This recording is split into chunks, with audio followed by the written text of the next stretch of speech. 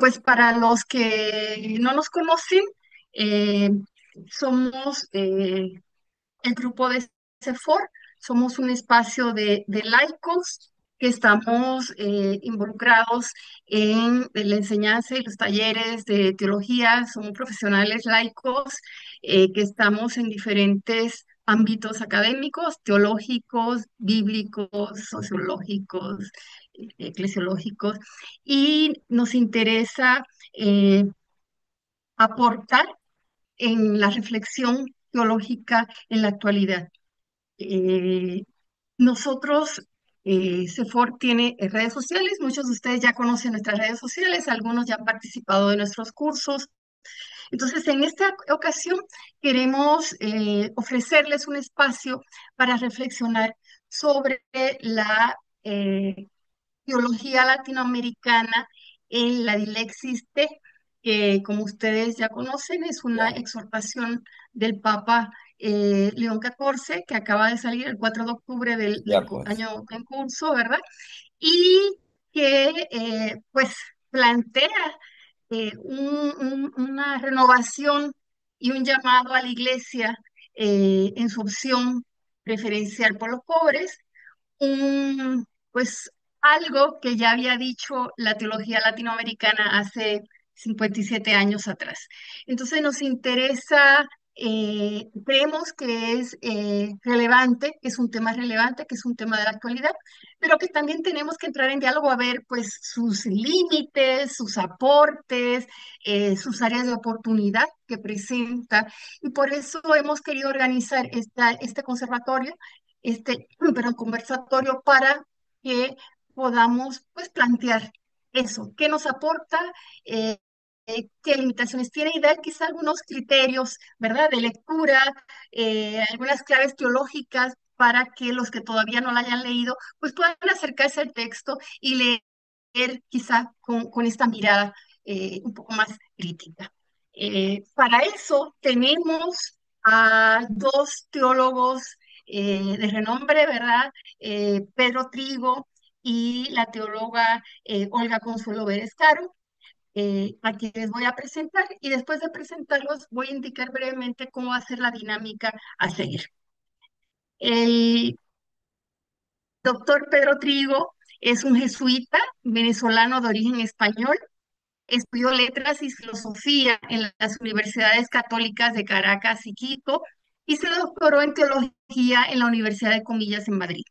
Participó en el seminario sobre estructura dinámica de la realidad que impartió Javier Zubiri en el 1960, que impartió Javier Zubiri, y de 1964 a 1966 tuvo contacto con Monseñor Proaño en Ecuador y se sintió desde entonces muy comprometido con el tipo de iglesia y la pastoral que él representaba. En 1973 fue discípulo de Gustavo Gutiérrez en Lima. En el 1973, desde 1973 pertenece al Centro UNINA, que es un centro de investigación y acción social de la Compañía de Jesús allá en Venezuela, del que ha sido director en dos ocasiones. Ha sido profesor de pensamiento latinoamericano en la Escuela de Filosofía de la UCAP. Es profesor ordinario de teología en el Instituto de Teología para Religiosos, asociado a la a la Pontificia Universidad Salesiana de Roma y Facultad de Teología de la Universidad Católica Andrés Bello de Caracas. Forma parte de la Comisión de Teólogos Jesuitas de la Conferencia Provinciales de América Latina. Ha participado como experto en el Concilio Plenario Venezolano que se celebró en Caracas del 2000 al 2005. El 28 de septiembre del 2010 recibió el doctorado honoris causa en la Universidad Iberoamericana en Puebla y desde hace mucho tiempo vive en una zona popular y acompaña a comunidades cristianas populares allá en Venezuela. Bienvenido, Pedro. Estamos muy contentos de que nos acompañe. La doctora Olga Consuelo Vélez Caro, ella es doctora en teología por la Pontificia Universidad Católica de Río de Janeiro. Estuvo como profesora titular e investigadora de la Facultad de Teología de la Universidad Javeriana por 35 años. Fue directora también de la carrera y licenciatura en la teología de la Universidad Javeriana. Es profesora eh, de licenciatura en teología en la Fundación Universitaria San Alonso, en la que todavía colabora, ¿verdad? Es miembro del Comité Teológico de la Conferencia Episcopal Colombiana, miembro también de comités científicos de revistas teológicas, miembro fundador de la Asociación Colombiana de Teólogas. Es profesora invitada en instituciones teológicas nacionales e internacionales y es autora de algunos libros en coedición y de muchísimos artículos con temas sobre laicado, sobre teología feminista, sobre sinodalidad, sobre evangelización y otros muchos. Olga, bienvenida a esta tu casa. Y bueno, ahora vamos, antes de entrar, voy a mencionar brevemente cómo va a estar la interacción. Vamos a darle la palabra primero a Pedro Trigo, que nos estará compartiendo su primera intervención. Luego vamos a pasar a Olga Consuelo, que también tendrá unos 15 minutos de participación. Y luego vendrá una sesión de preguntas y respuestas. Las personas que están aquí en el Zoom, el chat, pueden a través del chat hacer sus preguntas, ¿verdad? Y me las van a hacer llegar para que los especialistas pues puedan resolverlas, explicarlas, compartirlas y entrar en un diálogo entre ustedes y ellos, ¿verdad? Y luego de esta sesión de preguntas y respuestas. Vamos a dar una intervención de unos 5 minutos a cada uno de los participantes de Olga y de Pedro para que cierren y tendremos nuestro cierre, ¿verdad? Entonces, eso va a ser como el esquema de la noche de hoy. Entonces, sin más preámbulos, paso a darle la palabra a Pedro. Pedro, puedes empezar.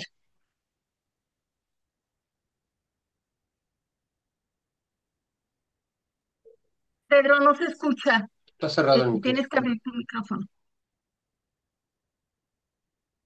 Ok. Tengo que decir que el documento de Dilesite me impresionó. No me esperaba que el Papa dijera lo que dice. Voy a decir entonces lo que más me ha impresionado. Quiero comenzar por lo más elemental, el reconocimiento por parte del documento de que nuestra sociedad globalizada, aunque no faltan los solidarios, lo que le da el tono y la estructura es el desconocimiento, incluso el desprecio por los pobres, que son desgraciadamente la mayoría. Es distinto, como hacen otros documentos de la Iglesia, hablar sobre los pobres doctrinariamente, es decir, lo que habría que hacer con ellos para ser justos y humanos, que partir de que eso justo y humanizador y cristianamente, eso que Dios quiere, no se da mayoritariamente y que no hay ningún indicio de que la sociedad, tal como está estructurada, vaya a cambiar de apreciación y de comportamiento. Pongamos una cita que describe con toda claridad esta situación tan inhumana. Se vuelve normal ignorar a los pobres y vivir como si no existieran. Se presenta como elección racional organizar la economía pidiendo sacrificios al pueblo para alcanzar ciertos objetivos que interesan a los poderosos, mientras que a los pobres solo les quedan promesas de gotas que caerán hasta que una nueva crisis global los lleve de regreso a la situación anterior. Es una auténtica alienación aquella que lleva solo a encontrar excusas teóricas y no a tratar de resolver hoy los problemas concretos de los que sufren.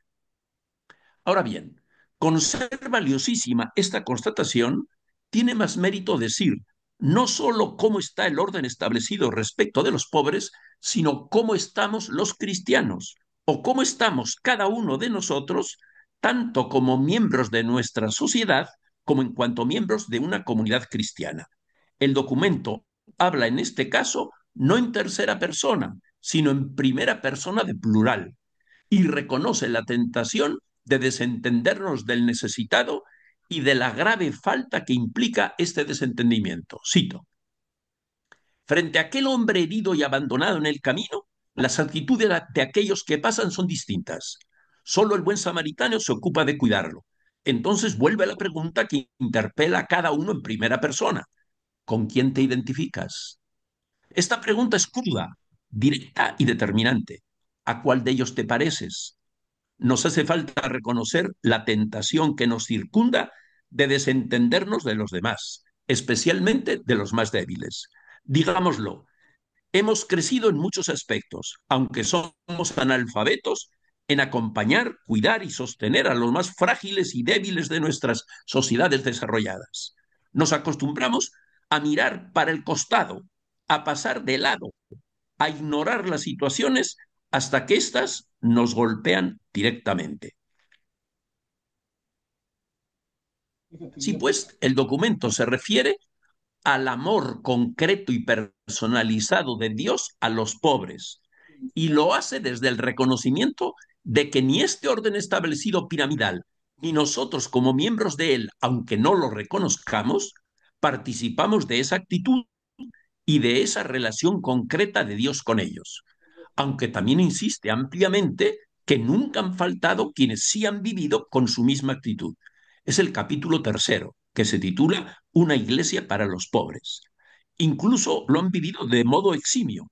Y por eso, a pesar del orden establecido, siempre ha habido quienes se han portado con ellos como el buen samaritano. Y lo han hecho tan fecundamente que han concitado la solidaridad de otros. Incluso la han institucionalizado. Es pues un documento hondamente interpelante, que por eso no se lo puede leer de un modo descomprometido. Ahora bien, más trascendente todavía que este reconocimiento de cómo estamos hoy respecto de los pobres es el reconocimiento de lo absolutamente central que son los pobres en el cristianismo. Cito, la condición de los pobres representa un grito que en la historia de la humanidad interpela constantemente nuestra vida, nuestras sociedades, los sistemas políticos y económicos y especialmente a la Iglesia. En el rostro herido de los pobres encontramos impreso el sufrimiento de los inocentes y, por tanto, el mismo sufrimiento de Cristo. El documento explana que Jesús fue pobre. Cito, él realizaba el oficio de artesano. Se trata de una categoría de personas que vivían de su trabajo manual. Además, al no poseer tierras, eran considerados inferiores respecto de los campesinos. Cuando el pequeño Jesús fue presentado en el templo por José y María, sus progenitores ofrecieron una pareja de tórtolas o de pichones, que según las prescripciones del libro de Levítico era la ofrenda de los pobres. Un episodio evangélico significativo es el que relata cómo Jesús, junto con sus discípulos, arrancaban espigas para comer mientras atravesaban los campos. Y esto, espigar los sembrados, solo le era permitido a los pobres. Jesús mismo luego dice de sí, los zorros tienen sus cuevas y las aves del nido del cielo sus nidos, pero el Hijo del Hombre no tiene dónde reclinar la cabeza. Hasta aquí la cita. Así pues, nace y vive en una familia pobre y cuando sale a la misión extrema esa pobreza, ya que Nazaret tenía una casa, pero al salir se queda sin nada. Por eso nunca dio cosas. En este sentido literal, no pudo ser el buen samaritano. No tenía vino ni aceite para lavar y ungir las heridas, ni vendas para cubrirlas, ni cabalgadura para llevar al herido, ni dinero para dar al posadero. Pero dio de sí. Se dio a sí mismo con tal fecundidad que por toda la eternidad viviremos de su amor fraterno. Además, como insiste el documento, no tuvo dónde reclinar la cabeza para patentizar que si vivía así sin amargura ni resentimiento, sino con toda plenitud y dando de sí, incluso dándose completamente, era porque vivía de recibir la relación de su Padre. Más aún, así instauró la reciprocidad de dones como alternativa al modo interesado de relacionarse que estaba vigente en el Imperio Romano y que sigue vigente hoy. Te doy para que me des, un modo despersonalizado e interesado de relacionarse. Cito, recién nacido fue colocado en un pesebre y muy pronto para salvarlo de la muerte sus padres huyeron a Egipto. Al inicio de la vida pública fue expulsado de Nazaret después de haber anunciado que en él se cumple el año de gracia del que se alegran los pobres. No hubo un lugar acogedor ni siquiera a la hora de su muerte, ya que lo condujeron fuera de Jerusalén para crucificarlo. En esta condición se puede resumir claramente la pobreza de Jesús. Hasta aquí la cita. El que naciera en una familia pobre y se convirtiera en un perseguido político por su condición mesiánica, expresa que ese nacimiento es la elección expresa de su padre para que se insertase en la humanidad en el lugar más adecuado para desempeñar su misión. Por eso el documento insiste: el hecho de que el ejercicio de la caridad resulte despreciado o ridiculizado, como si se tratase de la fijación de algunos y no del núcleo incandescente de la misión eclesial, me hace pensar que siempre es necesario volver a leer el Evangelio para no correr el riesgo de sustituirlo con la mentalidad mundana. No es posible olvidar a los pobres si no queremos salir fuera de la corriente viva de la Iglesia que brota del Evangelio y fecunda todo momento histórico. Hasta aquí la cita. El problema es que se puede seguir en la Iglesia y más precisamente en la institución eclesiástica sin estar en la corriente viva de la Iglesia que brota del Evangelio. Esto es lo que denuncia muy reiteradamente este documento. Cita. Es innegable que el primado de Dios en la enseñanza de Jesús va acompañado de otro punto fijo. No se puede amar a Dios sin extender el propio amor a los pobres. El amor al prójimo representa la prueba tangible de la autenticidad del amor a Dios. Hasta aquí la cita. Para los apóstoles y para la mayoría de los que esperaban el reino mesiánico de Dios, el Mesías sería el que por estar ungido por el Espíritu participaba del mismo poder de Dios y por eso se iba a imponer sobre todos y a instaurar el reino sempiterno de los santos. Fue un malentendido terrible, porque el Espíritu es el amar eterno y por eso su relación es siempre horizontal y nunca se impone, y por eso actúa desde abajo y privilegia a los que están abajo en la pirámide social. Aquí una cita. Lo que dice la palabra revelada es un mensaje tan claro, tan directo, tan simple y elocuente que ninguna hermenéutica eclesial tiene derecho a relativizarlo. Fíjense, esto es importantísimo que lo diga. La reflexión de la Iglesia sobre estos textos no debería oscurecer o debilitar su sentido exhortativo, sino más bien ayudar a asumirlos con valentía y fervor. Por eso es imprescindible reponer en la Iglesia la centralidad, la primacía de la contemplación orante de los evangelios, tanto personal como comunitaria. Desde ella no cabe más que reconocer la dignidad y el carácter sagrado de los pobres y, consiguientemente, defender sus derechos. Cito: a la luz del Evangelio, reconocemos su inmensa dignidad y su valor sagrado a los ojos de Cristo, pobre como ellos y excluido entre ellos. Desde esta experiencia creyente, compartimos con ellos la defensa de sus derechos. Un capítulo entero son ejemplos de solidaridad con los pobres en la historia de la Iglesia. Es un capítulo muy amplio. No voy a hacer ninguna cita del capítulo, pero como dije, eso, que nunca ha faltado eso en la Iglesia. Y, va desde los padres de la Iglesia y dice sobre el concilio: a un mes de la apertura del concilio, San Juan XXIII centró la atención sobre el mismo con palabras inolvidables. Cito.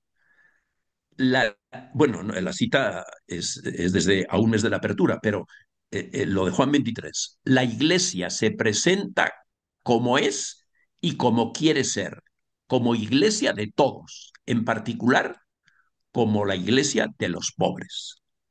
Para el Papa, para que la Iglesia sea realmente de todos, tiene que ser especialmente la Iglesia de los pobres. La razón es doble: porque Jesús fue pobre y se lo sirven los pobres, y porque, como los pobres son dejados de lado en la sociedad, solo podrá ser realmente de todos si incluye preferencialmente a los excluidos. Los pobres, insiste mucho este documento, viven más eximiamente al Evangelio. Cita Aparecida: solo la cercanía que nos hace amigos nos permite apreciar profundamente los valores de los pobres de hoy, sus legítimos anhelos y su modo propio de vivir la fe. Día a día los pobres se hacen sujetos de la evangelización y de la promoción humana integral. Educan a sus hijos en la fe, viven una constante solidaridad entre parientes y vecinos, buscan constantemente a Dios y dan vida al peregrinar de la iglesia. Hasta aquí la cita.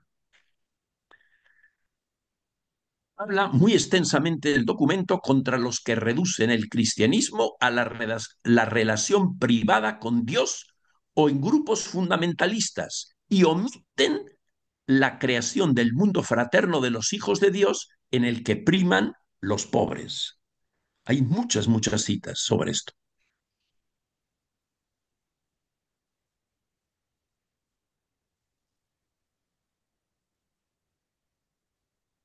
Dice, esta tensión espiritual hacia los pobres es puesta en discusión por ciertos prejuicios, también por parte de cristianos, porque nos sentimos más a gusto sin los pobres. Hay quienes siguen diciendo, nuestra tarea es rezar y enseñar la verdadera doctrina, pero desvinculando este aspecto religioso de la promoción integral, agregan que solo el gobierno debería encargarse de ellos, o que sería mejor dejarlos en la miseria para que aprendan a trabajar. A veces, sin embargo, se asumen criterios pseudocientíficos para decir que la libertad de mercado traerá espontáneamente la solución al problema de la pobreza. O incluso se opta por una pastoral de las llamadas élites, argumentando que en vez de perder el tiempo con los pobres, es mejor ocuparse de los ricos, de los poderosos y de los profesionales, para que por medio de ellos se puedan alcanzar soluciones más eficaces. Es fácil percibir la mundanidad que se esconde detrás de estas opiniones. Estas nos llevan a observar la realidad con criterios superficiales y desprovistos de cualquier luz sobrenatural, prefiriendo círculos sociales que nos tranquilizan o buscando privilegios que nos acomodan. El documento denuncia la globalización comandada por las corporaciones transnacionales, donde no caben los derechos de las personas y menos de los pobres. Cito, es preciso seguir denunciando la dictadura de una economía que mata y reconocer que mientras las ganancias de unos pocos crecen exponencialmente, las de la mayoría se quedan cada vez más lejos del bienestar de esa minoría feliz. Este desequilibrio proviene de ideologías que defienden la autonomía absoluta de los mercados y la especulación financiera. De ahí que nieguen el derecho de control de los estados, encargados de velar por el bien común. Se instaura una nueva tiranía invisible, a veces virtual, que impone de forma unilateral e implacable sus leyes y sus reglas. Hasta aquí la cita. Como ven ustedes, la cosa está muy clara. Otra cita. Debemos comprometernos cada vez más para resolver las causas estructurales de la pobreza. Es una urgencia que no puede esperar, no solo por una exigencia pragmática de obtener resultados y de ordenar la sociedad, sino para sanarla de una enfermedad que la vuelve frágil e indigna. Otra cita. Es responsabilidad de todos los miembros del pueblo de Dios hacer oír de diferentes maneras una voz que despierte, que denuncie y que se exponga, aun a costo de parecer estúpidos. Fíjense, más claro, él agradece a quienes viven entre los pobres e insiste en que los pobres tienen mucho que dar y sobre todo que son la carne de Cristo a la que tenemos que atender. Cito, crecidos en la extrema precariedad, aprendiendo a sobrevivir en medio de las condiciones más difíciles, confiando en Dios con la certeza de que nadie más lo toma en serio, ayudándose mutuamente en los momentos más oscuros, los pobres han aprendido muchas cosas que conservan en el misterio de su corazón. Aquellos entre nosotros que no han experimentado situaciones similares de una vida vivida en el límite, seguramente tienen mucho que recibir de esa fuente de sabiduría que constituye la experiencia de los pobres. Solo comparando nuestras quejas con sus sufrimientos y privaciones, es posible recibir un reproche que nos invite a simplificar nuestra vida. La realidad, la cita, es que los pobres para los cristianos no son una categoría sociológica, sino la misma carne de Cristo. Sigue cita. Por un lado, confirmo que la ayuda más importante para una persona pobre es promoverla a tener un buen trabajo para que pueda ganarse una vida más acorde a su dignidad, desarrollando sus capacidades y ofreciendo su esfuerzo personal. Por otro lado, si aún no existe esta posibilidad concreta, la limosna sigue siendo un momento necesario de contacto, de encuentro y de identificación con la situación de los demás.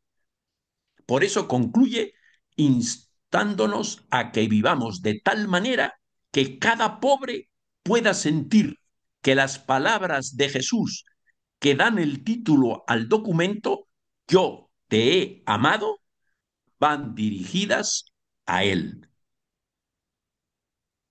Solo me queda decir que así sea. Gracias, Pedro. Continuamos con Olga, por favor. Bueno, muchísimas gracias por esta invitación y por este compartir.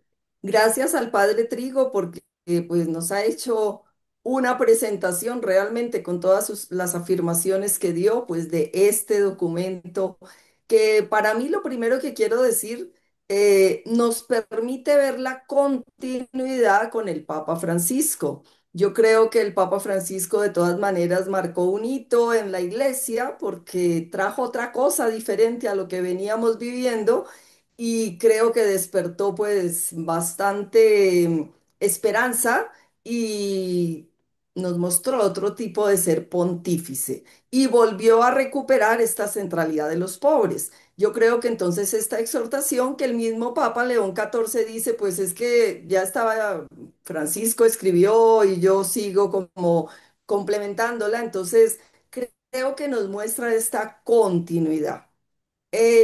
Pues ya el Padre Trigo nos presentó bastante contenido. Yo quiero hacer unas poquitas afirmaciones que tal vez recogen lo que él acaba de decir pero como para seguir remarcando como la novedad que yo encuentro en este documento y lo que nos puede interpelar con fuerza.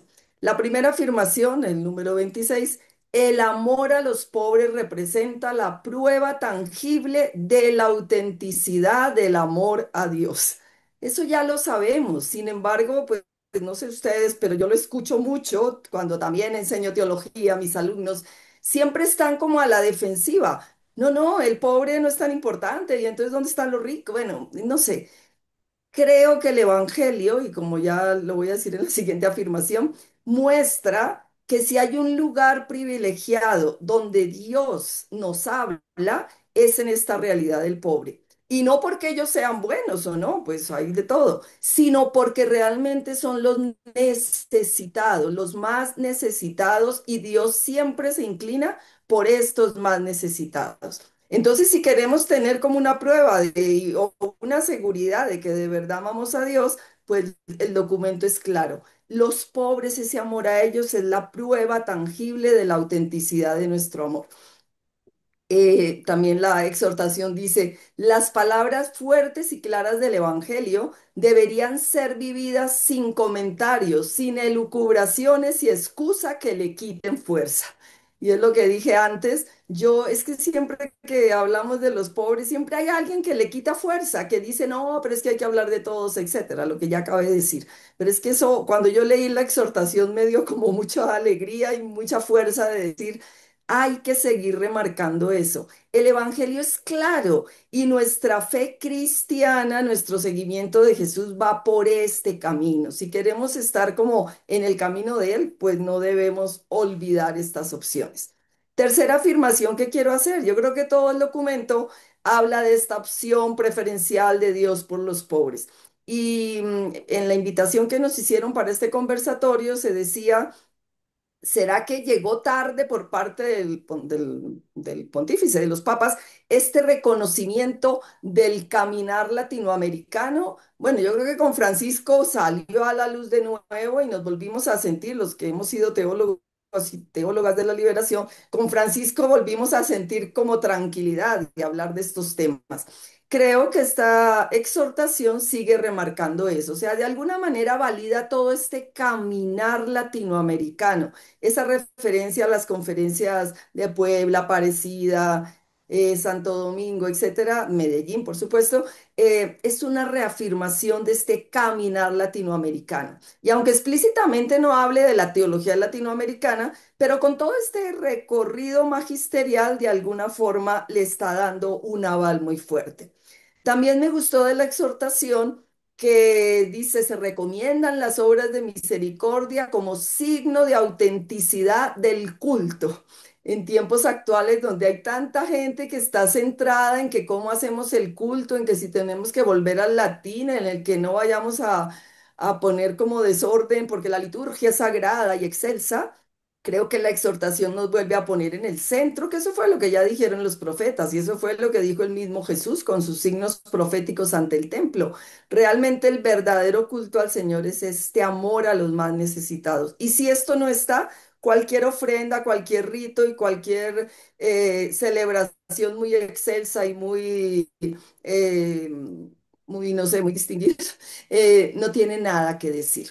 Y luego, pues también en la exhortación se habla, es preciso seguir denunciando la dictadura de una economía que mata. En esto el padre Trigo pues nos ha dicho esta realidad que fe sin una economía que parta de los más pobres y de ver cómo realmente se transforma su situación, no es una fe que realmente se compromete con la situación de hoy y con la fe que tiene que vivirse en la realidad concreta. Y así como pues ya Francisco lo dijo en sus otros documentos, en este vuelve a salir.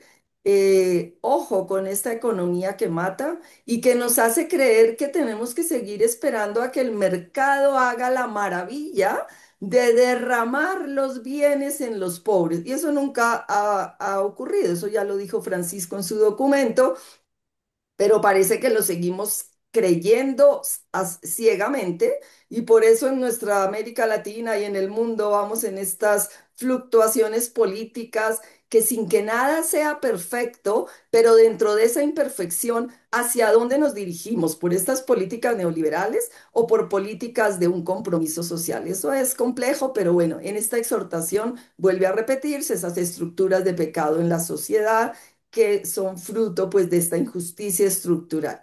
Y en esta exhortación dice el número 16, se pide a la iglesia una opción firme y radical en favor de los más débiles. Pues es otra manera de decir esta opción preferencial por los pobres, pero sigue reafirmando esta realidad. Y una parte que el padre Trigo creo que empezó como dando esta perspectiva, pero ya como en una frase de la exhortación dice, el cristiano no puede considerar a los pobres solo como un problema social, son de los nuestros. O sea, es este cambio de verlos como objeto de caridad a verlos como sujeto de transformadores de la sociedad, de compañeros de camino en la fe, de verdaderos discípulos de Jesús, de esta comunidad cristiana donde ya desde la comunidad de los orígenes, los más pobres, los más excluidos estuvieron ahí formando estas comunidades cristianas. Con el paso del tiempo ya parece que se convirtió en élites a veces nuestras experiencias cristianas y los pobres solo forman parte como objetos de nuestra caridad y no sujetos de fe y compañeros de camino, como dije antes. Bueno, a mí se me pidió que dentro de esta reflexión yo dijera algo sobre la perspectiva de las mujeres. Y quiero decir algo. No le vamos a pedir peras al olmo, o sea, tampoco le vamos a decir, es que la exhortación tenía que haber hablado de las mujeres todo en el texto, porque bueno, cada cosa hay que situarla donde estamos. Pero por supuesto, el mismo documento dice, eso sí es verdad, en el número 12 que dentro de estos rostros de los pobres, la mujer pobre está doblemente oprimida. Eso ya lo dijo Puebla y aquí se vuelve a repetir. O sea, verdaderamente la pobreza pues abarca tanta población de nuestro mundo. Sin embargo, si no explicitamos esos rostros, la pobreza puede quedar como en pues en un discurso muy bonito, pero no atendemos a las necesidades particulares. Entonces, en este caso, ya lo sabemos, pero posiblemente a veces lo olvidamos. Las mujeres sufren esta doble opresión. Y si es una mujer negra o indígena, esa triple opresión. Y bueno, aquí entonces también voy a decir una parte que faltó en el documento desde mi punto de vista: explicitar más esos otros rostros de pobreza, los indígenas, los negros, la población LGTBIQ+. O sea, ahí todavía queda como esos vacíos, que eso también pasó en la sinodalidad, eso no quedó tan explícito. Y bueno, ahí siempre estamos en eso. Pero bueno, en este momento que estamos hablando de la mujer, es verdad que el documento hace esta explicitación, pero yo tenía una pregunta. En ese mismo número 12 dice que la situación de la mujer va cambiando y no sé qué, pero que en muchos contextos se afirma algo con palabras, pero las decisiones y la realidad gritan otro mensaje, sobre todo si pensamos en las mujeres más pobres. Pero bueno, a mí lo que me queda detrás es la iglesia, institución, o sea, estos que pueden abrir las puertas de algunas cosas. ¿No se da cuenta que muchas veces sus decisiones parece que dicen otro mensaje? Porque mientras haya techos de cristal para las mujeres en la comunidad eclesial, pues no estamos viviendo esta igualdad fundamental con los varones. Especialmente este techo de cristal está en los ministerios ordenados, pero también está en todavía ocupar puestos dentro de la iglesia. Por supuesto, Francisco ha nombrado a mujeres, el Papa León XIV también ha nombrado a algunas mujeres, pero todavía somos una muestra muy pequeña en el conglomerado de nuestra iglesia, donde la mayoría de las fieles que asisten somos las mujeres y las que llevamos muchas pastorales y todas estas cosas. Eso todavía falta. Entonces ahí me queda como el desafío para la iglesia. No se da cuenta que cada vez que repite que sí, que quiere la igualdad para la mujer, ella tendría que dar, ella que somos nosotros también, tendríamos que dar ese testimonio de que se rompen algunas estructuras para hacerlo posible. Entonces eso es una deuda que me parece que sigue ahí. Y también, yo también lo leía, pues esto es ya querer como hacer una reflexión posterior, ¿no? Pero en el documento dice con mucha fuerza lo que dice de los pobres. ¿Por qué, si estas palabras son tan fuertes y claras, no debería haber comentarios, ni elucubraciones, ni excusas que le quiten fuerza? Y yo me pregunto, frente a la realidad de la mujer, ¿no tenemos un montón de comentarios, elucubraciones y excusas que le quitan fuerza a esta exigencia que tenemos las mujeres de que nos den la plena igualdad? Pues sí, hay esas elucubraciones. Llámese que es que hay que ir despacio porque si no se va a dividir nuestra iglesia. Y es verdad que es que hay una cantidad de laicado y también mujeres que no quieren que ocupemos otros puestos. Pero bueno, esa es la mentalidad clerical introyectada, porque es que la mentalidad clerical no es que la tengan los clérigos solamente, la tenemos los fieles de la iglesia, lo mismo que la patriarcal la tenemos introyectada en la sociedad. Entonces, mujeres y varones. Entonces la pregunta es, ¿no será que también nosotros le ponemos demasiadas elucubraciones y le quitamos fuerza? Otras personas dicen, pero si ya se han abierto caminos, ¿por qué siguen estos comentarios y estas quejas? Y de pronto alguno de ustedes lo está pensando, porque cada vez que uno habla de este tema, es mejor como no tocar estos temas espinosos, ¿no? Pero cuando uno los habla, pues gana fama y gana como resistencias. Pero ¿por qué se siguen quejando? Pues porque todavía la realidad no ha cambiado 100%. Claro que ha cambiado y bastante, pero falta mucho más. Y también otros dicen, pero es que parece que ustedes quieren acabar con los varones, que es que quieren clericalizar la iglesia. No, no, queremos que haya esta plena igualdad y este reconocimiento de que no, en razón del sexo, se nos limiten algunas posibilidades. Y bueno, detrás de esto, pues acuérdense en lo que hay del principio petrino y el principio mariano, una teoría de von Balthasar que recogió el Papa Francisco y que siguen recogiendo pues también León XIV, que ha recogido la Congregación para la Doctrina de la Fe y estamos esperando cuál va a ser la respuesta que dé ese grupo 5 de la sinodalidad sobre el diaconado femenino. No sabemos qué va a dar, de pronto nos sorprende y yo sería la primera alegre de que abriera alguna puerta. Pero no sé, como hay tantas elucubraciones, no sé si va a ser posible hacer. Y bueno, como ya para ir finalizando, porque esto, el tiempo apremia, eh, resulta que en el texto se hace una referencia a la mujer que unge a Jesús en Betania. Ese texto pues es muy significativo, por supuesto, y entonces dice que estas mujeres, que esta mujer ungió a Jesús reconociendo que era el Mesías humilde y sufriente, sobre el que debería derramar su amor. ¿Qué quiero decir con esto? Que el comentario a ese texto no tiene una exégesis sólida, tiene una interpretación piadosa y bonita, pero le quita la fuerza al papel que tuvo esa mujer en la unción en Betania. No es que ella, como toda mujer, que ese es el imaginario patriarcal, somos tan sensibles al sufrimiento que salimos a socorrerlo. Hay que hacerlo y ojalá, y los varones también lo tienen que hacer, eso no es solo de las mujeres, pero bueno, eso hay que hacerlo. Pero cuando ponemos el énfasis en que parece que la mujer atendió a Jesús porque se compadeció de su sufrimiento, nos olvidamos del signo profético que esta mujer hizo. Ungió a Jesús como Mesías. El texto dice, lo reconoce, pero luego le quita fuerza, como un Mesías humilde y sufriente. No, lo reconoce como Mesías. Son las mujeres que ejercen un papel de alguna manera sacerdotal o profético de ungir a aquellos que van a prestar o que van a ocupar una responsabilidad importante. Entonces, este texto siendo nombrado en la exhortación y que es válido lo que dice, pues desde una perspectiva feminista, nosotros nos gustaría que los textos tengan una exégesis mucho más seria y desde la perspectiva feminista. Y entonces ahí falta eso.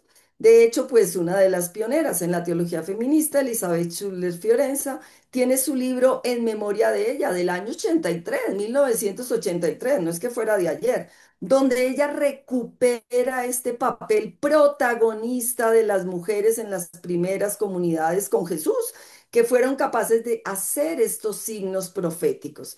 Entonces, de alguna manera, lo que quiero rescatar aquí es que al leer la exhortación con ojos buscando qué dice sobre las mujeres, pues puedo hacer estos comentarios que me permito hacer. Y finalmente, es verdad que el documento recupera toda la presencia de las congregaciones religiosas femeninas, habla de la Compañía de María, de su capacidad de ayudar a las niñas en la educación, de todas las religiosas que se han ocupado de los discapacitados, de los pobres, etcétera.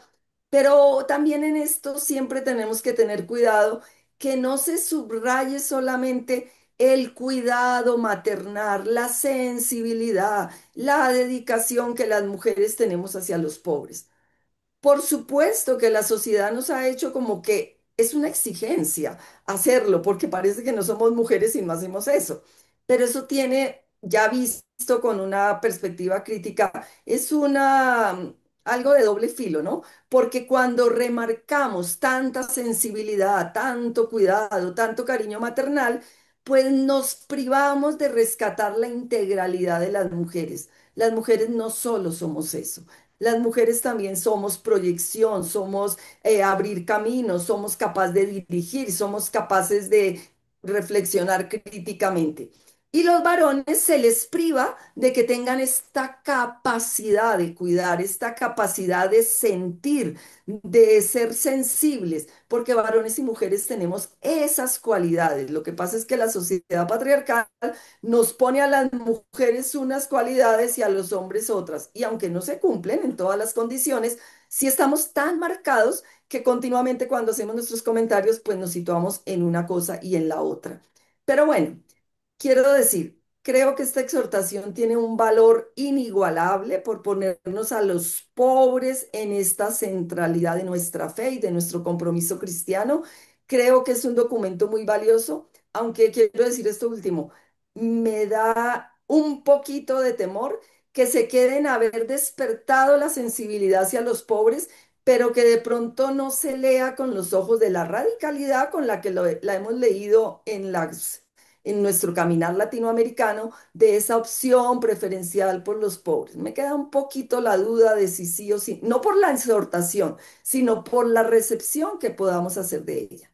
Pero bueno, dentro de eso yo creo que es un documento que avala nuestro caminar latinoamericano, que centra por dónde debe seguir marcando nuestra fe el camino, pero que cuando lo vemos desde los ojos de una perspectiva feminista, pues siempre tenemos que hacer las matizaciones. Y ahí se explicita bien este rostro de mujer y todos los otros rostros que ya dije que no tienen la exhortación y creo que hay que reclamarle ese pedazo. Pero bueno, con ojos de la crítica feminista. ¿Qué imagen de mujer nos vende la exhortación? ¿Somos capaces de ir más allá de los estereotipos femeninos? Y sobre todo, pues de qué manera seguimos buscando que haya que la mujer pobre, que en la iglesia somos pobres no solo materialmente, sino por el hecho de no poder vivir la plenitud del bautismo, de alguna manera nos dejan las márgenes. Bueno, pues entonces una exhortación que quiere que los pobres sean el centro, creo que las demandas de las mujeres deben ser escuchadas plenamente. Bueno, gracias, banda, y si me pasé, perdona. Muchas gracias, Olga. Bien, voy a intentar hacer una síntesis más que de lo que cada uno dijo, lo que han dicho en común, ¿verdad? Y que se va repitiendo de unas maneras u otras. Y por favor, sería el momento para elaborar preguntas que ustedes tengan, alguna aclaración. Entonces, pero sí, la forma va a ser a través del chat de aquí o los que nos están oyendo, pues que nos envíen sus preguntas. Y en este chat de aquí del Zoom, por favor, escriban sus preguntas en el chat y así podemos ir leyéndolas para ir dándole la palabra a Olga y a Pedro para que puedan ir respondiendo. Entonces, en lo que ustedes elaboran sus preguntas, voy a intentar hacer como una síntesis eh, rapidita. Eh, el documento eh, eh, es un documento que se presenta como una continuidad con el pensamiento del Papa Francisco y por lo tanto es lo que valida la experiencia de la teología latinoamericana con sus asegúnes, ¿verdad? Reafirma de alguna manera la continuidad del magisterio en la atención a los pobres y sobre todo exige vivir una fe como más encarnada desde los pobres. Invita a redescubrir esta fe como experiencia de amor, nos decía Pedro, de un amor concreto que se traduce pues en cercanía a los pobres, en justicia, en servicio, ¿sí? Y no como algo pasajero, ¿verdad? Sino para eliminar las causas pues que provoca esta injusticia. Nos decía Pedro que le llama la atención precisamente como este tono de la exhortación, donde se habla de los pobres, no desde los dogmas, ¿verdad? No desde dogmatismos, sino desde lo concreto, ¿no? Y nos cuestiona eh, el cómo vivir nuestra fe y nuestro cristianismo, primero como comunidad eclesial, pero también como cristianos insertos en una cultura que jerárquica, desigual, patriarcal, excluyente, que perpetúa la pobreza, ¿no? De diferentes formas, a través de una economía excluyente que mata, ¿verdad? Eh, También señalaban los dos la denuncia, ¿verdad? La denuncia que hace la exhortación.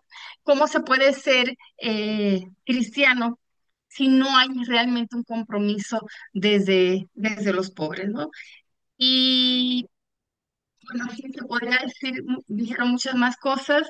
eh, Olga enfatizó que quizá uno de los límites de la exhortación es el no concretizar o explicitar los rostros de la pobreza, mucho más en concreto, ¿verdad? Migrantes, afroamericanos, diversidad sexual, etcétera, ¿no? Menciona a las mujeres, pero se queda así como un poco en el aire, ¿verdad?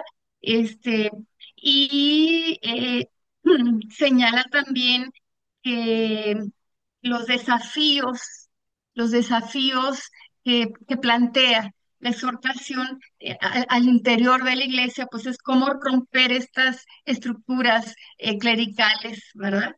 Eh, que no facilitan crear espacios para las mujeres, concretamente también para las mujeres pobres, ¿no? Y para esos rostros concretos, eh, para que sea una verdadera igualdad entre las mujeres. Eh, Una de las últimas ideas que dijo Olga, que recupera la presencia de las congregaciones religiosas femeninas, ¿verdad? Pero siempre subrayando, y es como una continuidad en el documento, ¿verdad? El cuidado, ¿verdad? La característica del cuidado, ¿no? De la sensibilidad de las mujeres, y nos alertan de que hay que leerlo con mucha criticidad, porque pues este tipo de lecturas priva de recuperar, nos impide recuperar esta integridad, ¿verdad? Una visión integral de las mujeres, que somos cuidadoras, somos sensibles, pero también somos pensantes, críticas, que podemos participar en otros ámbitos, no solo del cuidado, y a la inversa, ¿verdad? Los hombres también están llamados a esta sensibilidad y a este cuidado. Y bueno, podríamos decir mucho más, pero quisiera dejar un espacio, abrir espacio para las preguntas. Eh,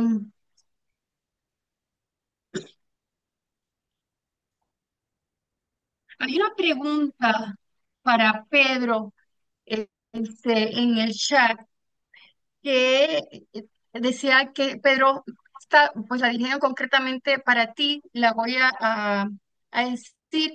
Eh, Nos dice si tú crees que es posible eh, leer, si es posible hacer una alianza entre la sociedad civil, incluyendo a la iglesia, con el Estado y con los sectores empresariales, si se puede hacer una alianza entre todos para combatir la pobreza. Si crees que esto realmente es posible, o cómo sería, o cuál sería tu perspectiva. El punto de partida es que no se da esa alianza, sino al contrario, que eh, los que hoy dominan, que son las grandes transnacionales y los grandes financistas, impiden por los medios de comunicación que se dé eso. O sea que el punto de partida no es que no exista, sino que existe lo contrario y que existe con una fuerza tremenda lo contrario. Entonces, ¿qué quiere decir? Que para que haya una alternativa superadora se requiere primero que haya sujetos sólidos. Eso lo dice este documento. Es decir, si yo le sigo a Jesús, si para mí seguir a Jesús es lo fundamental, entonces me defino como hijo de Dios en el Hijo, como hermano o como hermana de Dios, digo, de Jesús y de todos en el hermano Jesús. Si yo en la realidad, no ideológicamente, me defino como hijo y hermano, si me defino como hijo, no aspiro a dominar a nadie. Dios es el amor y tiene una relación horizontal. Dios no está arriba, como siempre se lo aparece, ni es todopoderoso. Dios no es todopoderoso, porque para nosotros todopoderoso es el que se impone a las buenas o a las malas. Y Dios no se impone a las malas. O sea, que mientras no cambiemos nuestra idea de todopoderoso, no se le puede llamar a Dios todopoderoso, porque para nosotros nuestra idea de todopoderoso es que se impone a las buenas y a las malas. Y Dios nunca se impone, ni siquiera a las buenas. No se impone. Dios siempre da y propone si el otro quiere aceptar. O sea, que tenemos que ser sujetos como consistentes. Ahora, como lo fundamental, Dios, o sea, la frase fundamental sería lo que dice Santo Tomás: las personas divinas son relaciones subsistentes. O sea, lo que subsiste en Dios son las relaciones. No existe el Padre, el Hijo y el Espíritu Santo y se relacionan. Existirían tres dioses. Existe la relación, eso es lo que existe. Y la relación es la que hace que el Padre sea Padre, que el Hijo sea Hijo. Y el Espíritu es el amar divino, verbo, no sustantivo. Bueno, pues si yo acepto lo de Dios, para mí también lo fundamental tiene que ser las relaciones. Eso es así. Lo que pasa es que no lo queremos reconocer. Desde niño yo nazco, digo no, soy engendrado por la relación de mi mamá y mi papá. La cría humana es la cría animal más desvalida.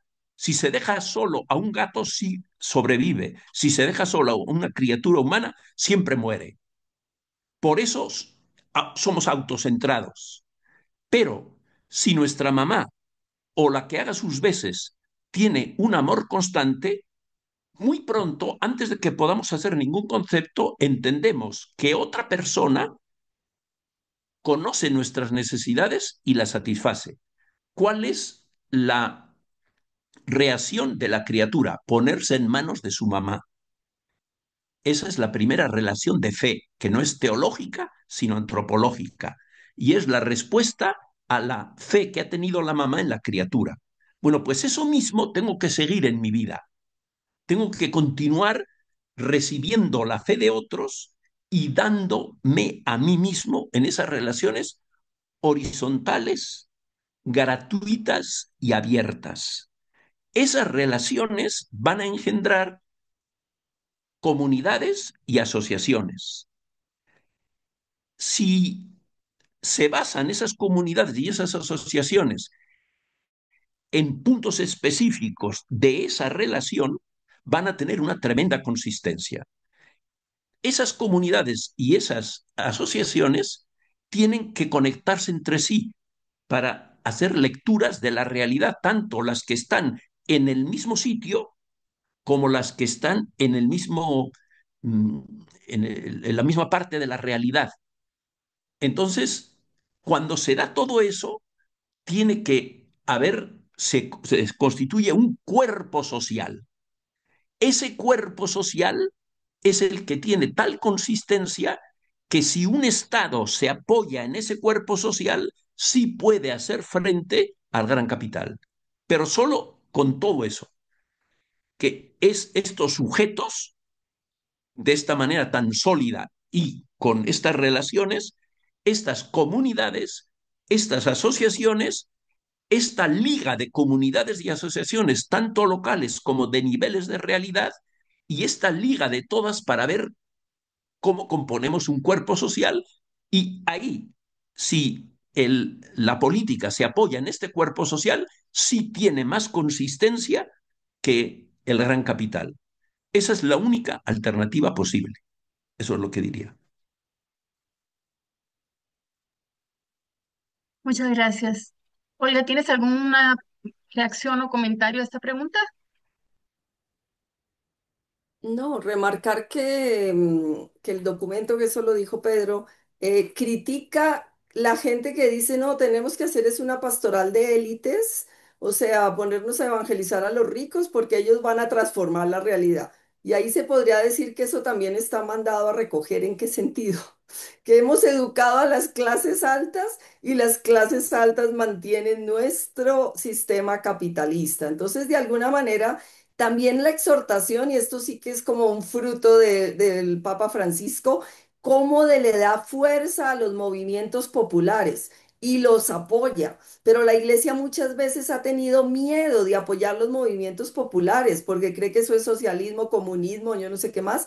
Y entonces no apoya a estos, porque pobres, pobres no son solamente los pobres, pobres que de verdad no pueden hacer nada porque están en la condición peor, pero pobres son esta gente obrera que hace todos estos cambios y que en un momento encontró apoyo en la iglesia, pero últimamente eso se diluye, no se ha diluido. Y creo que el Papa Francisco con su encuentro con los movimientos populares le dio mucha fuerza y pues en esta exhortación vuelve a salir. Yo creo que los cristianos tenemos que estar más llamados a acompañar estos movimientos sociales en nuestros países. Y en ese sentido también el movimiento de las mujeres, tanto temor al feminismo. El feminismo es un movimiento social que nos ha permitido ser lo que hoy somos, pero también hay tanto temor y tantos prejuicios al feminismo y a todos los movimientos populares. Yo creo que si queremos desde nuestra fe transformar la realidad, que es el objetivo a la hora de la verdad que Dios quiere, que tengamos vida, y esto no se puede sin unas estructuras que la posibiliten, que tengamos oídos para atender estos movimientos populares, apoyarlos, secundarlos. Tienen errores, tienen corrupción, todo tiene esa mediocridad que somos los seres humanos, pero también tienen luchas, tienen conquistas, tienen esfuerzos por facilitar la vida. Yo creo que tenemos que tener una mirada más amplia para acompañar estos movimientos populares y que nuestra palabra caiga en alguien, porque es que resulta que es que no cae en nadie. Los ricos dirán que tanto hablar de los pobres no quieren leer esta exhortación, pero a estas personas que les gustaría, les haría muy bien ver que la iglesia está hablando de eso, no les predicamos porque nos parece que todos son comunistas o yo no sé qué, entonces mejor no meternos con ellos. Entonces estamos en ese dilema. Alguien preguntaba por ahí en el chat, ¿qué tanta recepción ha tenido esta exhortación? Pues para ser sincera, yo no he encontrado mucha, por lo menos en mi iglesia colombiana. Que se hable mucho de eso en los púlpitos y eso, yo no he oído nunca a ningún padre que hable mucho de este asunto. Pero yo creo que es por eso, porque como quieren hacer un evangelio que los ricos no se vayan a ofender de hablar de los pobres y luego no se meten con la gente que está luchando en la base, entonces este discurso cae como en el temor que yo dije, tengo miedo que simplemente despierte una sensibilidad por los pobres pero no nos comprometa con caminar, en caminar con ellos para que haya esta transformación social. Muchas gracias, Olga. Dice, ¿qué hacer como iglesia cuando los derechos de los pobres son vulnerados? Pregunta Consuelo Caiza. No sé quién de los dos quiera responder. ¿Qué hacer como iglesia cuando los derechos de los pobres son vulnerados? Bueno, la primera cosa es qué entiendo yo por iglesia. Este es el asunto. O sea, si yo estoy hablando católicamente, la iglesia somos todos los cristianos, no la institución eclesiástica. Y sin embargo, me parece que en la pregunta hay una cierta identificación entre institución eclesiástica e iglesia. Ese es el problema. ¿Por qué? Porque esa identificación también existe en gran parte de la institución eclesiástica, que piensan que ellos son la iglesia. Por eso, ante lo que comentaba Olga de lo de las diaconisas, yo estoy en contra. Yo estoy en contra de que la mujer sea diácona, diaconisa, o sea presbítera, o sea obispo. ¿Por qué? Porque lo que están haciendo ahora las mujeres es muchísimo más importante de lo que hace el 90% de los curas, de los diáconos y de los obispos. Entonces, si dejan de hacer eso para hacer lo de la institución eclesiástica, la pérdida es terrible. Gran parte del cristianismo, de hecho, lo llevan las mujeres, no la institución eclesiástica. Entonces me tengo que hacer cargo de eso. O sea, el cristianismo real, vivo, concreto, muy pocas veces lo lleva la institución eclesiástica. Eso tiene que ver con la cotidianidad y lo lleva en grandísima medida las mujeres. Y también cantidad de grupos, los grupos son mujeres. Las comunidades cristianas en grandísima medida son mujeres. Entonces, todo lo que se mueve de una manera viva en la iglesia, el predominio de las mujeres es enorme. Entonces, sí, ¿qué hay que pretender con mucha fuerza? Que cambie la institución eclesiástica, que la institución eclesiástica sea lo que Dios quiere y no lo que es. O sea, que se vean parte de la iglesia, es decir, que todos los clérigos crean de todo corazón y lo vivan, que lo fundamental de ellos es ser cristiano, no ser el clérigo. Vamos a decirlo de otra manera. En el cielo no habrá ningún cura, no habrá ninguna monja, no habrá ningún laico, no habrá ningún papa. En el cielo solamente habrá hijas e hijos de Dios, hermanas y hermanos en Cristo. Solamente eso. Todo lo demás se queda en esta vida. Si se queda en esta vida, no se puede sacralizar. Lo único sagrado es lo que es eterno. Entonces, cuando la institución eclesiástica se haga cargo de eso y cambie, entonces muy bien, que las mujeres sean cualquier cargo. Yo no tengo ningún rollo, pero tiene que cambiar. Si no cambia, sería una pérdida irreparable para la Iglesia, porque lo que actualmente están haciendo las mujeres en la Iglesia es, en buena medida, pues las que llevan la vida concreta de la Iglesia. Por eso la pregunta de la Iglesia, la pregunta es eso, el que pregunta dice la institución eclesiástica o dice la Iglesia. Porque claro, la institución eclesiástica solo puede optar por los pobres mientras el cura o el que sea ese de la institución eclesiástica no se considere que ante todo es hermano de los pobres, antes de ser cura y antes de ser lo que sea, porque eso es lo definitivo. Tuve hambre y me dieron de comer, tuve sed, eso es lo que el juicio será eso. Entonces, eso es lo fundamental. Entonces, hasta que eso no sea lo fundamental, la institución eclesiástica no puede tener una opción preferencial por los pobres, porque tiene una opción preferencial por ella misma. Entonces, los pobres pueden ser objetos de su cuidado, pero no son sujetos, porque el sujeto son ellos. Ahora, en cuanto lo fundamental de un párroco o de un obispo sea ser cristiano, ser hermano de los demás, entonces, claro, los pobres son los que tienen la preferencia en esa fraternidad. Ahí sí. Pero mientras no se dé eso, no, eso no se va a dar. Esa es la respuesta. Gracias, gracias, Pedro.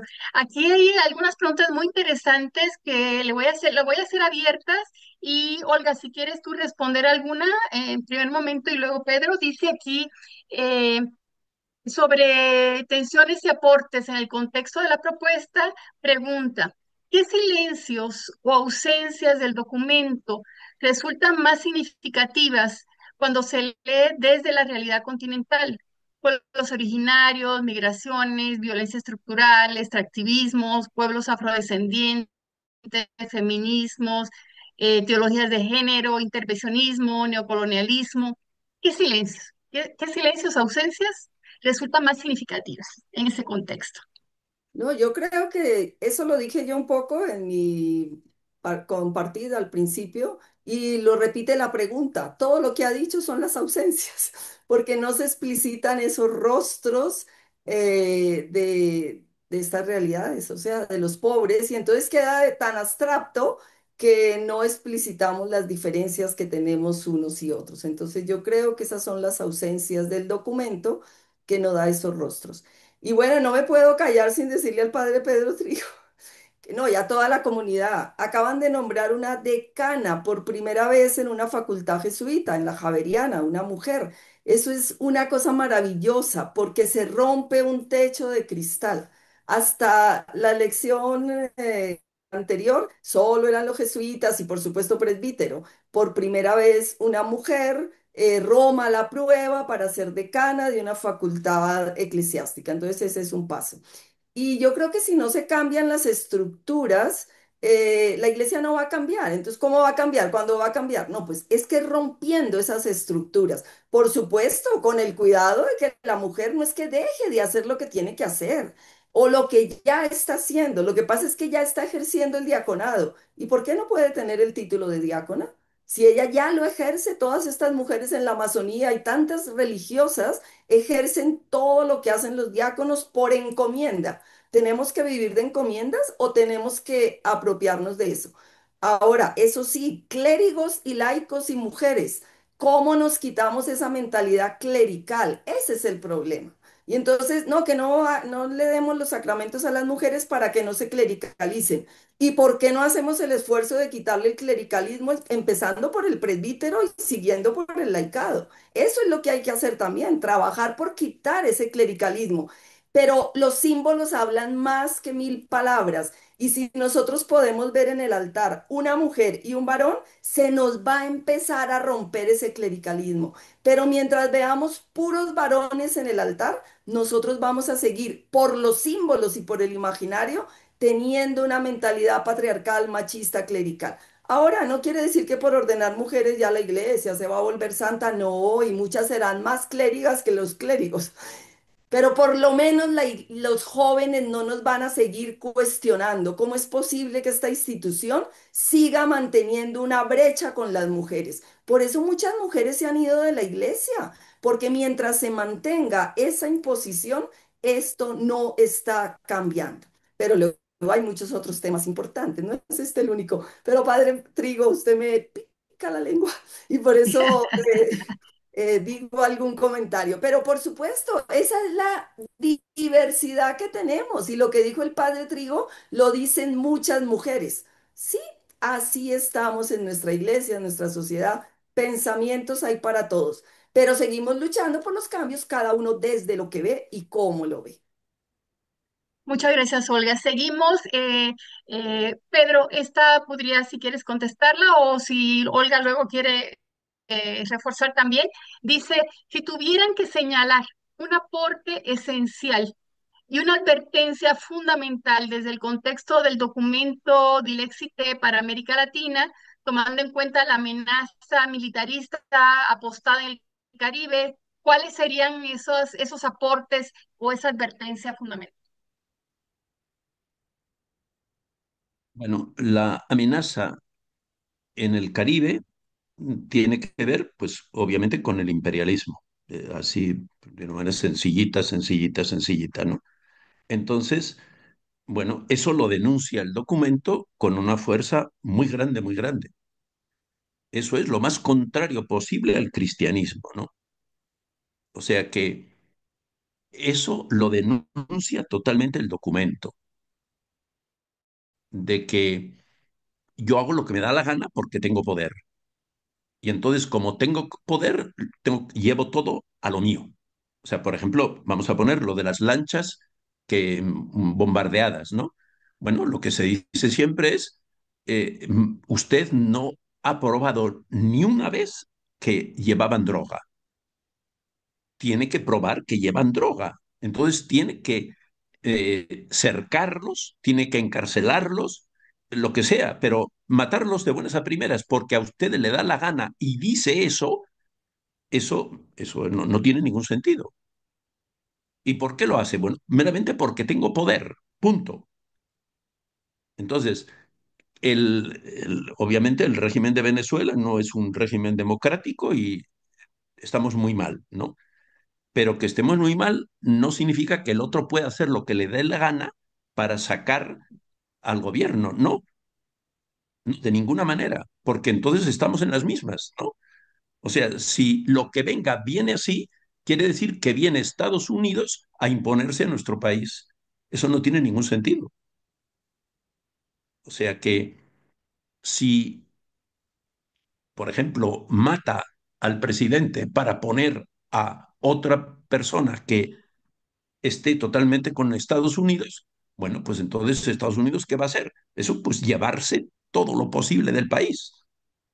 O sea que de ninguna manera vamos a una democracia. O sea, o sea, vamos a poner como la cosa más sencilla de todas, ¿no? Ya está científicamente probado que si sigue así la emisión de hidrocarburos en la atmósfera, bueno, esto no dura ni 40 años. ¿Qué dice Trump? Hay que incrementarlo. Todavía hay que hacer más, reducir. No, no, hay que incrementarlo.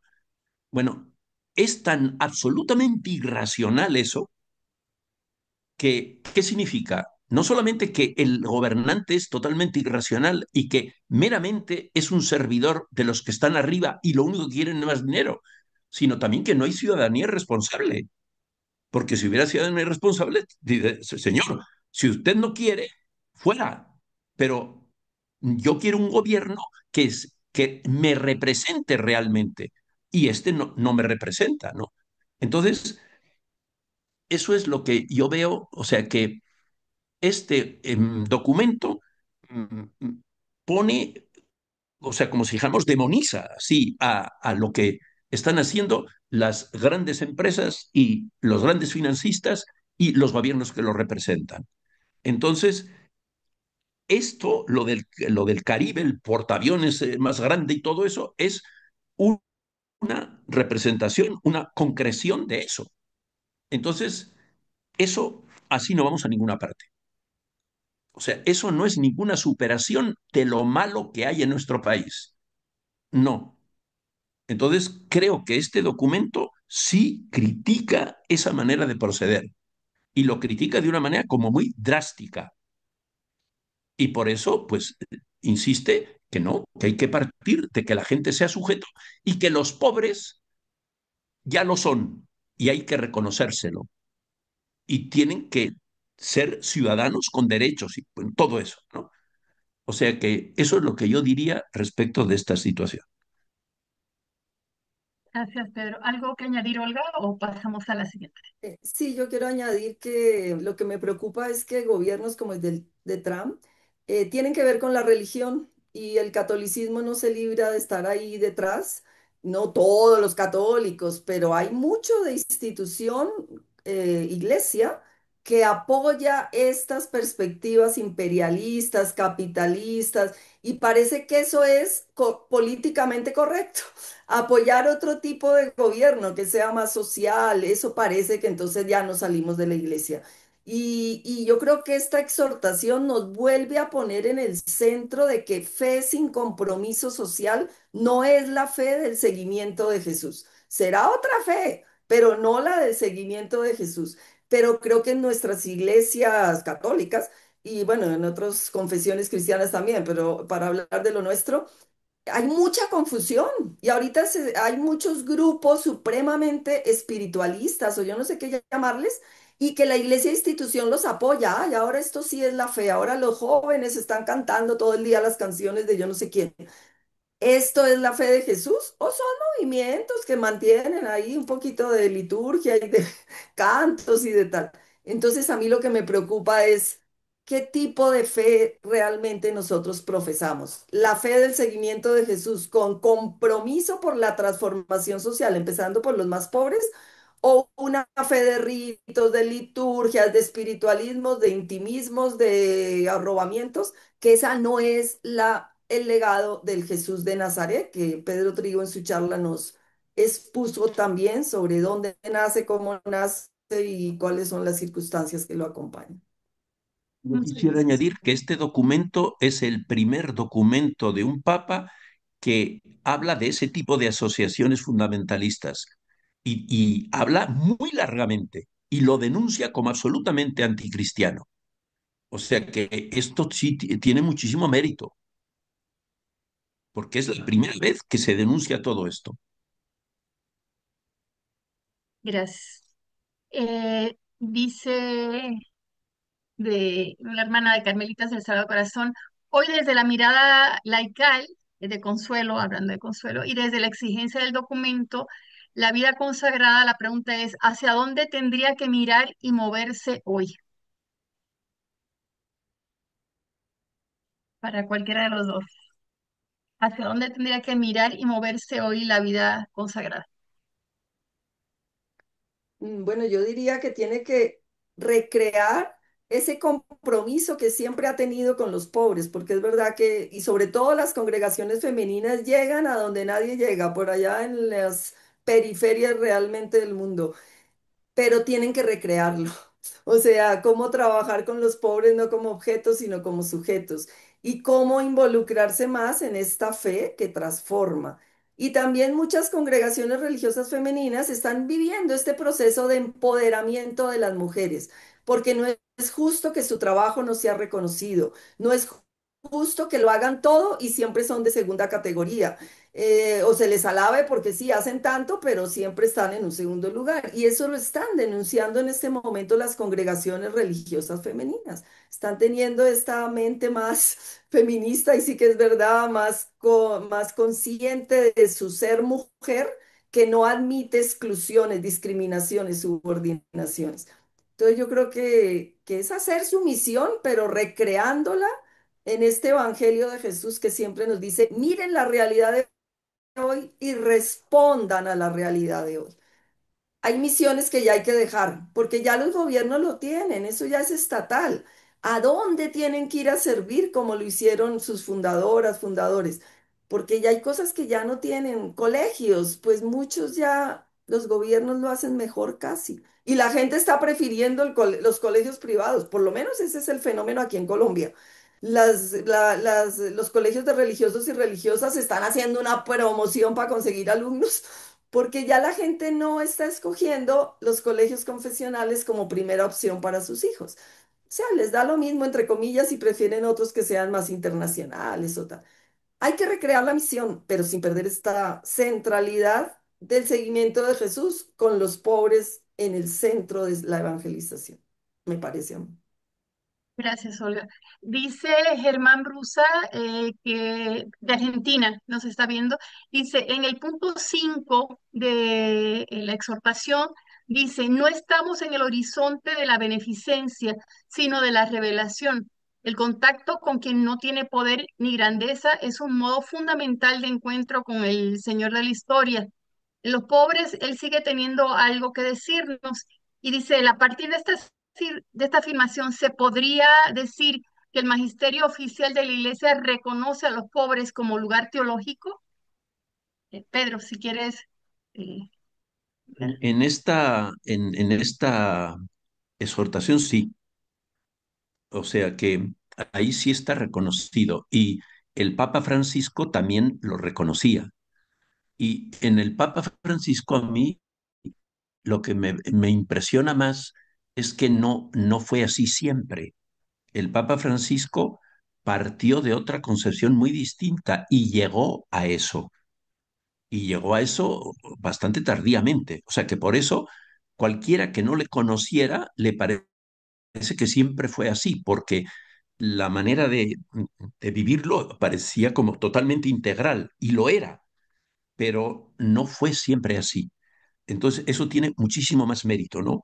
O sea, que creo que el Papa Francisco y esta exhortación, sí es cierto que los pobres no son como el objeto de nuestra beneficencia, ni siquiera unas personas a las que yo estimo, sino que yo no puedo ser cristiano, no puedo seguir a Jesús si no soy hermano de los pobres y si no me abro a los pobres. O sea, los pobres son sujetos, no solamente son destinatarios de mi acción, son sujetos.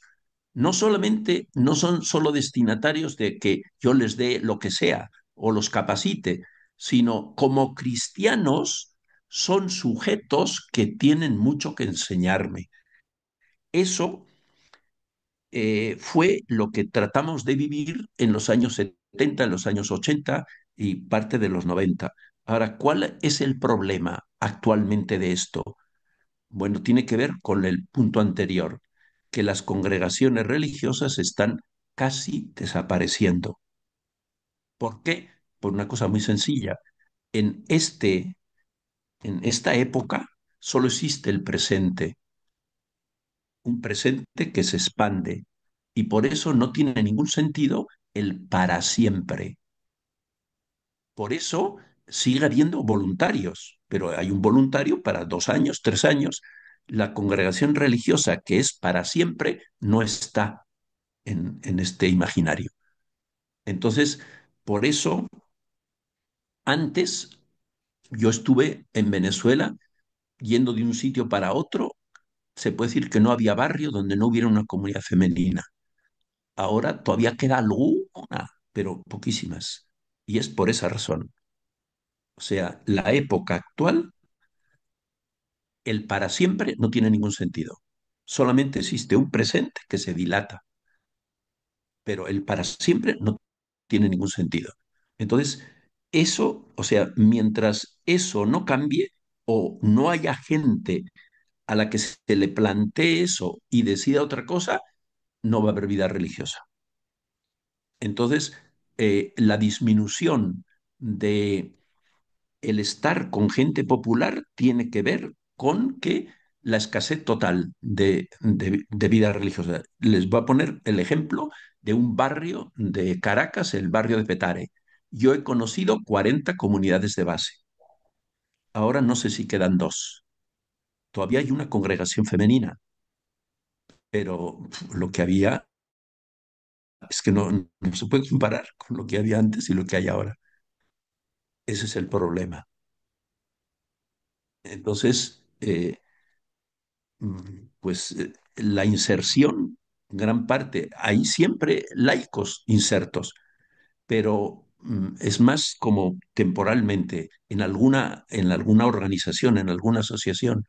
La vida religiosa como una comunidad para toda la vida, eso es lo que digo que hoy no tiene sentido, en el orden establecido. Entonces, si yo no me desmarco de eso, no puedo ser religioso.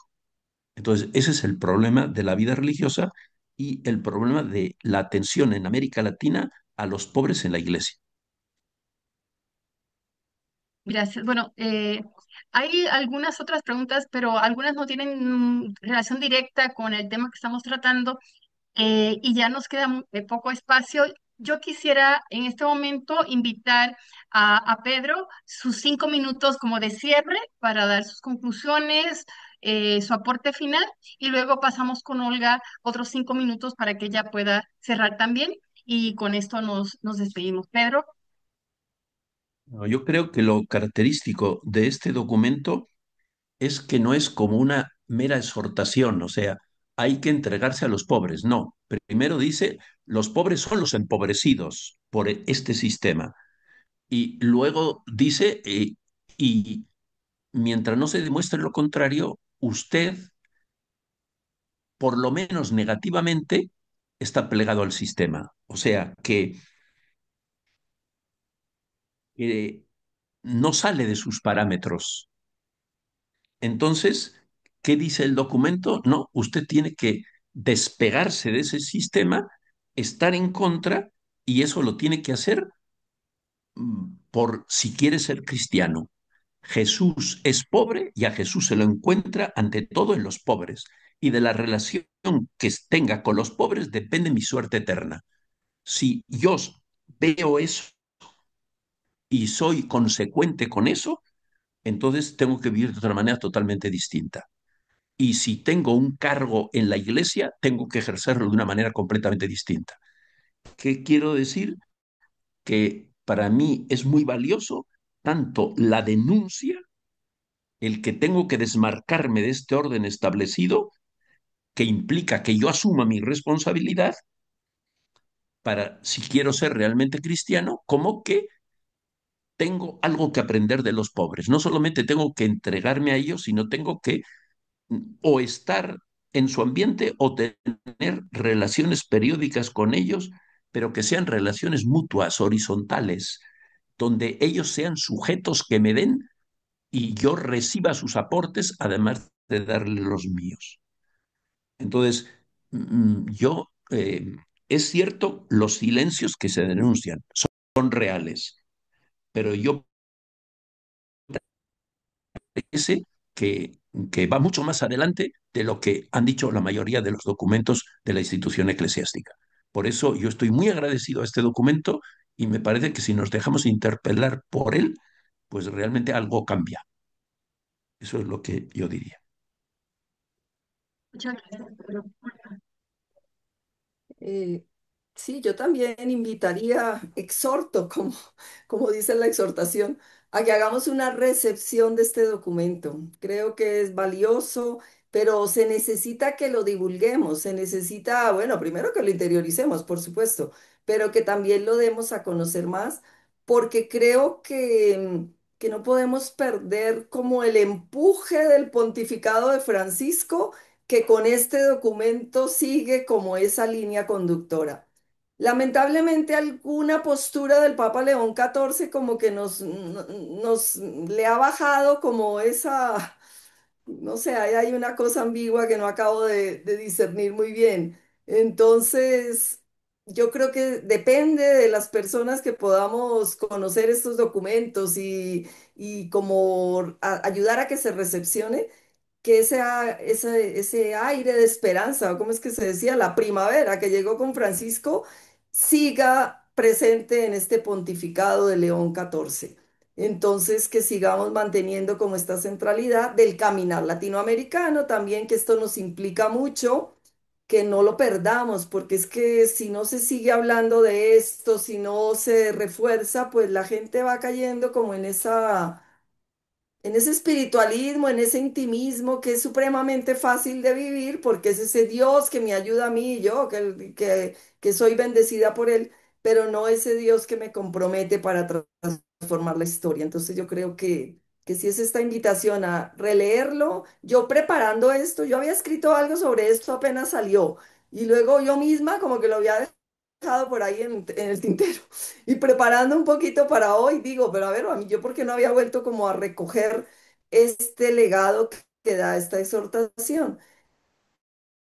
Entonces, me parece que estos encuentros facilitan o provocan que no perdamos lo que la iglesia va produciendo, la iglesia, sea el pontífice, sea la experiencia sinodal, todo esto, pero que depende de nosotros que lo divulguemos, que lo profundicemos, que lo ayudemos a masticar al pueblo de Dios en general para que no se pierdan estas afirmaciones que son de primavera, que son de radicalidad evangélica, que son de centrarse donde toca y no como en otras elucubraciones o ir por las ramas. Entonces, la invitación a que nos apropiemos de esta exhortación y la pongamos como en eso. Yo acababa, yo tenía aquí una pequeña cosa escrita, lo leo y con esto acabo.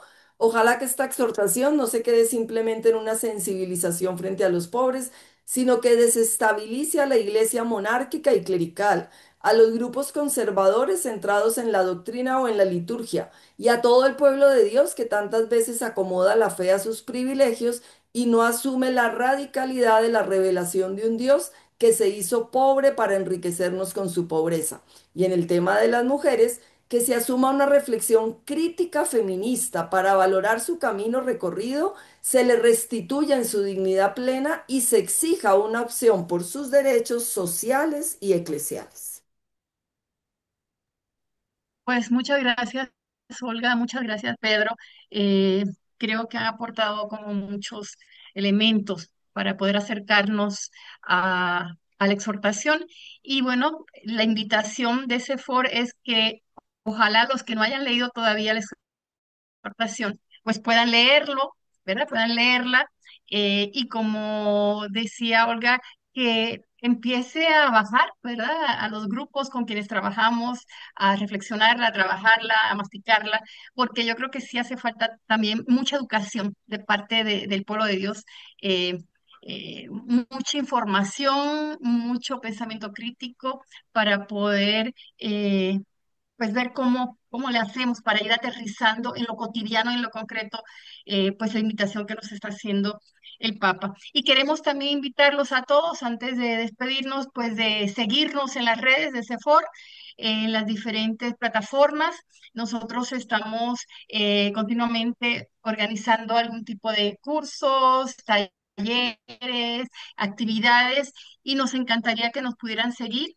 Estamos para pues abrir estos espacios de reflexión que nos hacen falta, ¿verdad? Para enriquecernos y para seguir nutriendo nuestra fe y nuestro compromiso. Entonces, gracias a todos y a todas por su participación esta noche. Muy buenas noches y pues esperamos que nos podamos ver en próximas ocasiones. Muy buenas noches. Muy buenas noches. Muy buenas noches, muchas gracias. Gracias, buenas noches. Muchas Gracias, gracias. buenas Buenas noches. noches, muchas Perfecto, gracias. buenas noches. Buenas Gracias, noches, buenas gracias. noches. Muchas gracias. Buenas noches, gracias.